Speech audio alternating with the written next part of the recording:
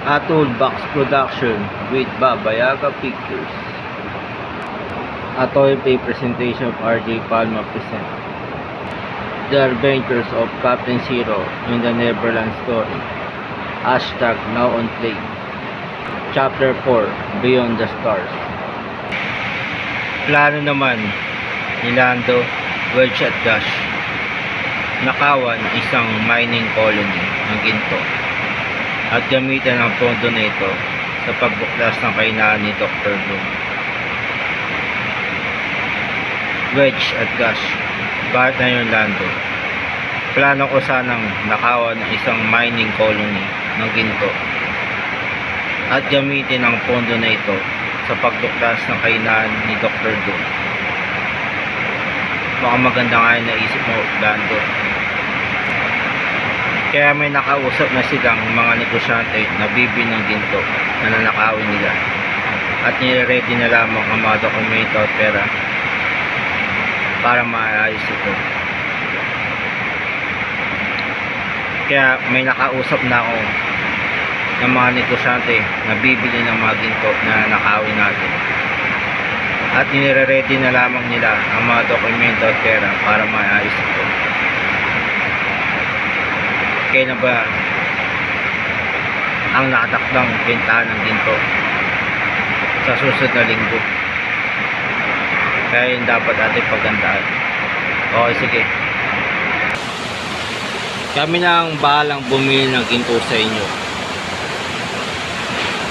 At kami na rin ang mag-ready ng mga dokumento at pera para bilhin ito. Huwag kayong mag-alala dahil malinis ang gagawin namin pagbili sa inyo ng ginto na nanakawin ninyo sa isang mining colony. At nakausap na namin ang isang kasosyo namin sa negosyo na ito. Siya ang magdadala ng mga dokumento at ginto na ibibigay namin sa inyo kapag nagbenta na kayo. At sa susunod na linggo rin ang kanyang dating. Galing pa siya sa Europa. Kaya mag-antay na lang kayo mga kino pag dumating ng aming kasama galing Europa. Maliwanag ba? Maliwanag po. At niready naman nila Commissioner Oscar Sada at Captain Max Flow ang buong pwersa ng Galactic Constabulary na magtungo sa Kapitolyo ng San Agustin matapos siya makareceive ng mensahe mula kay Mary Louise Aragón. Captain Max Lowe, bakit na yung Commissioner Oscar Sada? I-ready mo na ang buong pwersa ng Galactic Constabulary. Magtutungo tayo ngayon sa Kapitolyo ng San Agustin matapos tayong makareceive ng mensahe mula kay Mary Louise Aragón. Maliwanag ba? Opo, Commissioner Oscar Sada. Okay, magaling. Pinakawala naman mula sa iwahin ni Don Sato ang notorious Almachar Brothers na sila Brian at Jenna para maging tauhan ni Vice Mayor Morales. Makinig kayo, boys.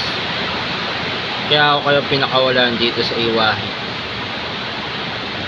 dahil kayo ang notorious brothers na Almachar. Kayo ay sila Brian at Jenna. Gusto ko sanang kunin kayo bilang maging tauhan ni Vice Mayor Morales. Maliwanag ba? Opo, Don Sato. May papagawa agad ako sa inyo katapos natin dito mag-usap natin po. Sige po, Don Sato. Ang Almachar Brothers din ang naglagay ng bomba sa isang pampaserong eroplano para sumabog ito. Brian, Bat and Jenan, tayo ang inutusan ni Don Sato na maglagay ng bomba sa isang pampaserong eroplano para sumabog ito. Bakit kaya? Yan ang hindi ko rin alam. Yan daw ang una nating assignment sa kanya matapos na tayong pakawalan mula sa iwahin. Parte ba ito ng mission nating para maging tauhan ni Vice Mayor Morales? Baka. Tara, antayin na natin ang tugon ni Don Lizardo tungkol dito. Sige. Na sinasakyan naman ngayon ng negosyante, nakausap na nila na bibili ng ginto sa kanila. Sa wakas, nakasakay na rin ako dito sa eroplanong ito. At ngayon, bilang negosyante at nakausap nila Lando na bibili ng ginto sa kanila. Ngayon, need ko nang maipagkita sa kanila ngayon. Matapos itong lumapag ng eroplanong ito, bibilin ko na ang mga gintong ibebenta nila sa akin. Total, dala ko na rin ng mga papeles at perang pambili nito. Liwanag ba? Yun lamang gagawin ko na. Plano naman nila Luke at Leia na gamitin ang word between word para ma-erase ang current timeline ng sequel trilogy. Leia, bata yung Luke. Plano ko sanang gamitin ang word between word para ma-erase ang current timeline ng sequel trilogy. Para sa ganun, hindi na siya maging canon at maka-apekto sa buhay natin sa darating na pang future dito sa galaxy. Mukhang maganda nga yung idea mo, Luke. Sige, gawin mo ang word between word na yun. Maraming salamat, Leia. Nagtungo naman kay Mayor Luis Aragon, ang in-chief na nakasosyo mismo na negosyante sa negosyo ng Amerikano na bibili dapat ng ginto kay Lando.